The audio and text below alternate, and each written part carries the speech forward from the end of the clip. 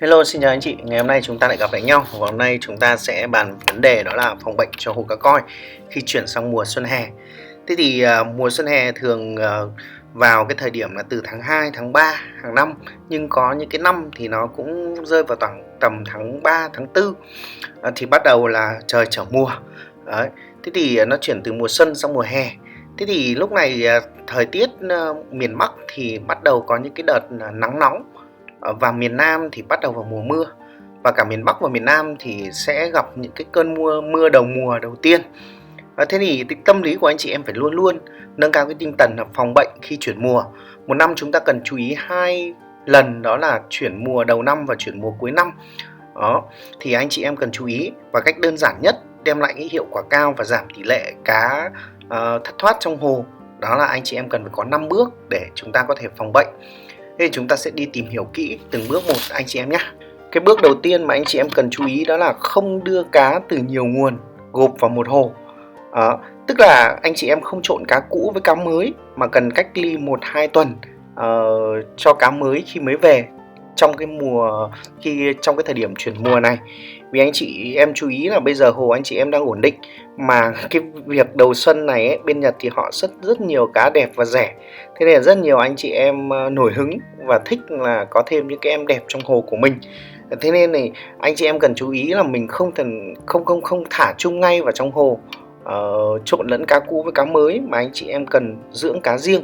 Vì anh chị em biết là mặc dù ở người bán hoặc là bên Nhật người ta khi xuất cá thì họ đều kiểm tra cá rất là kỹ, nuôi trong một cái môi trường nước rất là ổn định, nhưng môi trường nước của họ khác với môi trường nước của chúng ta.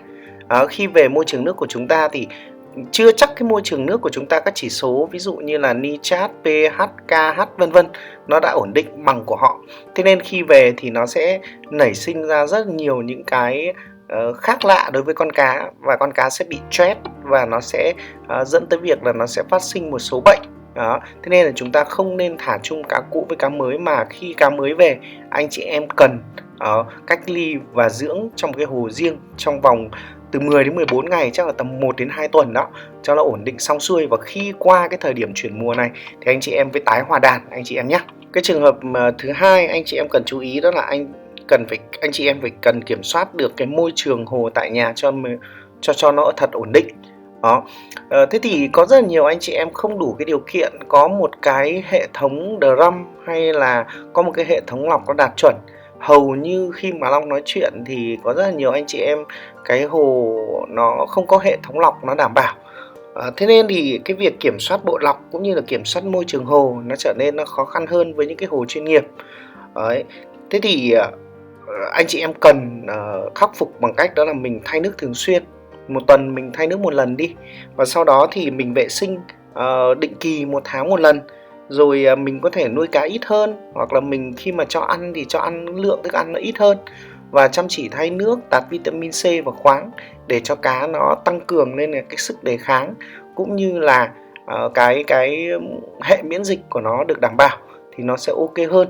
Nhưng quan trọng nhất đó là mình phải kiểm soát tất cả những cái chỉ số trong hồ của mình. Anh chị em cần có những cái bút đo pH, hoặc là những cái bút mà đắt tiền hơn nếu anh chị em nuôi cá Nhật mà hệ thống mình nó chưa đảm bảo có nhiều vật liệu lọc tốt hoặc là hệ thống lọc tốt, thì mình có những cái bút để kiểm tra về cái độ pH, độ KH, nitrat, NH3, N2O, ammoniac vân vân cho nó đảm bảo, rồi nồng độ muối nữa để cho nó đảm bảo. Thì lúc này thì khi hồ mình đã đảm bảo rồi thì cá nó sẽ ok hơn anh chị em nhé. Đó là vấn đề thứ hai, kiểm soát được môi trường nước tại nhà, cái môi trường sống của cá trong hồ của mình, tại nhà của mình. Cái thứ ba anh chị em cần chú ý đó là tạo một môi trường nước cho cá nó sống thoải mái và nó không bị stress. Đây là một cái vấn đề cực kỳ quan trọng mà rất nhiều anh chị em không đảm bảo được. Có rất nhiều thời gian gần đây có nhiều anh chị em inbox cho Long cá bị bệnh, nhưng mà hỏi đến môi trường nước thì thường hay là một là thay nước 100%, hai là không xử lý qua nước. Thế nên là cá nó dẫn tới hiện tượng nó bị stress, tuột nhớt, rồi nó sinh ra nhiều bệnh. Thế nên cái việc tạo cái môi trường nước anh chị em cần phải chú ý. Và hơn nữa thì có sự khác biệt lớn giữa nước giếng và nước máy. Nước được cải tạo và nước chưa được cải tạo nó khác hoàn toàn nhau anh chị em nhé. Ví dụ như nước máy chẳng hạn, đây là một cái thể loại nước trơ. Vì sao là nước trơ? Tại vì nó được qua nhiều tầng lọc cũng như là khử clo ở nhà máy nước. Thế nên là trong nước nó không có cái chất dinh dưỡng nào cả. nó hoàn toàn là nước trơ. Nếu như mình chỉ bơm không vào cho cá thì cá nó sống trong một cái môi trường nó không có đủ dinh dưỡng, không có đủ cái mức độ để cho nó phát triển thì cá nó sẽ cảm thấy nó khó chịu. Thế nên với môi trường nước máy bổ sung thì anh chị em cần phải, thứ nhất là phải dùng detox để xử lý cái nguồn nước đầu vào là nước máy. Cái thứ hai là châm thêm vi sinh, những cái loại vi sinh để giúp cho môi trường nước nó được cải tạo hơn. Cái thứ ba là anh chị em thêm vitamin C và khoáng để cho môi trường nước của mình nó có thêm những cái dưỡng chất giúp cho con cá nó có thể hấp thụ để nó phát triển. Vòi với nước giếng chẳng hạn là cái loại nước mà chúng ta không thể kiểm soát được từ cái nguồn đầu vào, vì đây là cái loại nước ngầm từ thiên nhiên. Thế nên trong nước giếng có chứa nhiều cái kim loại nặng, cũng như đặc biệt là ammoniac. Tại vì anh chị em biết nước ngầm thì người ta tứ xứ người ta đổ xuống, và bây giờ thì là cái thời đại mà bị ô nhiễm nguồn nước rất là nhiều và chúng ta không thể kiểm soát được. Nhất là rất nhiều những cái hầm cầu, nhà vệ sinh vân vân nó ra thì cái lượng ammoniac nó rất là nhiều. Thế nên là anh chị em cần có một cái dàn xử lý nước giếng. Nếu như anh chị em dùng có những cái bộ lọc nó chuẩn để mình xử lý lượng nước giếng tốt trước khi sử dụng anh chị em nhé. Đó, thì cái kiểm soát nước đầu vào là cái bước vô cùng quan trọng để đảm bảo cho cái việc nuôi cá koi nó có hiệu quả. Thế nên là anh chị em chú ý điều này. Cái thứ tư là cái việc cho ăn và chăm sóc cho cá. Thì như đã nói ở trên rồi, thì khi vào cái thời gian chuyển mùa này từ tháng 2 tháng 3 hoặc là từ tháng 3 đến tháng 4 thì nó chuyển mùa, nên là anh chị em cần chú ý về thời tiết. Nhất là khi thời tiết thay đổi, khi bắt đầu chuyển từ cái không khí lạnh sang không khí mát mẻ rồi bắt đầu có những cơn mưa đầu mùa hoặc là sáng nắng chiều mưa, thì anh chị em cần phải chú ý trong 2 tuần là kiêng ăn cái việc tối đa, hoặc là cho ăn thì cho ăn ít thôi. Nhất là khi mà anh chị em thấy trời mưa thì lúc này chúng ta cần phải thay nước từ 10 đến 20% với những cái cơn mưa đầu mùa này, và sau đó chúng ta tạt thêm vitamin C và khoáng. Ở thời điểm này thì chúng ta không dùng muối nhiều, anh chị em có thể dùng lượng muối nó ít thôi cũng được, vì thực tế ra ở mùa này thì có rất là nhiều cái tình trạng cá mắc bệnh, thì lúc đó là có nhiều loại thuốc không dùng chung với muối được. Hoặc là nếu như anh chị em có những cái hồ cách ly riêng thì anh chị em vẫn có thể dùng muối bình thường với cái chế độ 3 kg cho một khối. Mình có hồ tách riêng thì em nào bị bệnh thì mình tách riêng ra mình trị bệnh thôi. Đó. Việc cho ăn thì anh chị em cũng lưu ý đó là trộn thêm sữa chua không đường để cho cá ăn, để tăng cái tiêu hóa của cá nó tốt hơn, hoặc là mình có thể là giã tỏi mình trộn vào cho cá ăn để tăng cường sức đề kháng. Còn nếu có điều kiện thì anh chị em có thể mua cái chai tinh chất tỏi để mình có thể trộn chung với cám cho cá ăn. Anh chị em lưu ý là tinh chất tỏi nó khác hoàn toàn với tinh dầu nhé. Tinh dầu là ép từ dầu chứ không phải là từ nước tỏi nữa rồi. Chú ý mình mua tinh chất tỏi để tăng cường sức đề kháng cho cá. Đó. Và cuối cùng nó là cái thứ 5, đó là chúng ta quan sát biểu hiện của cá có bị thay đổi thất thường hay không. Thế thì chúng ta có thể thấy là cái chứng bệnh thường gặp ở cái mùa này nó xảy ra, nó có rất nhiều những cái bệnh khác nhau, và trong đó nổi trội nhất có những cái bệnh như thế này. Thứ nhất là khuẩn ở mang, người ta hay gọi là nấm mang đó. Cái biểu hiện của nó là mang cá sẽ phập phồng nhiều hơn bình thường.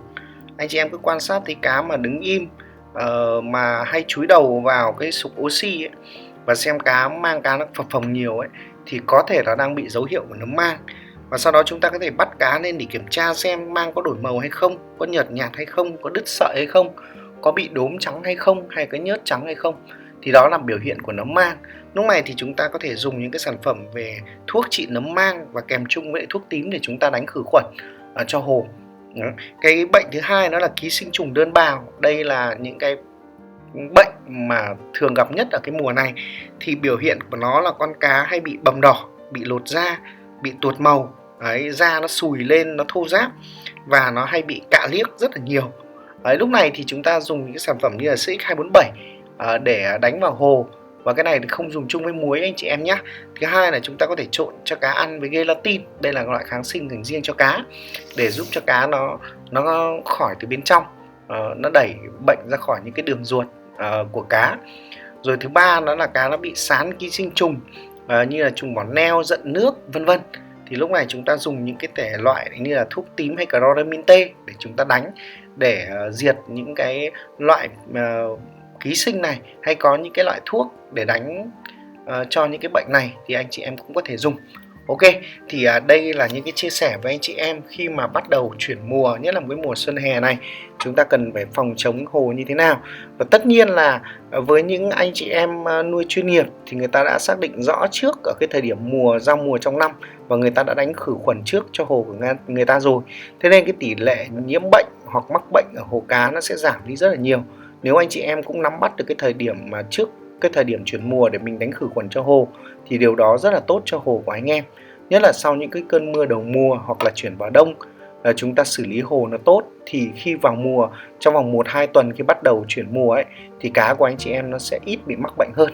Ok, rất vui, cảm ơn anh chị em đã theo dõi video. Và có những cái thắc mắc anh chị em có thể inbox, chúng ta có thể giao lưu với nhau.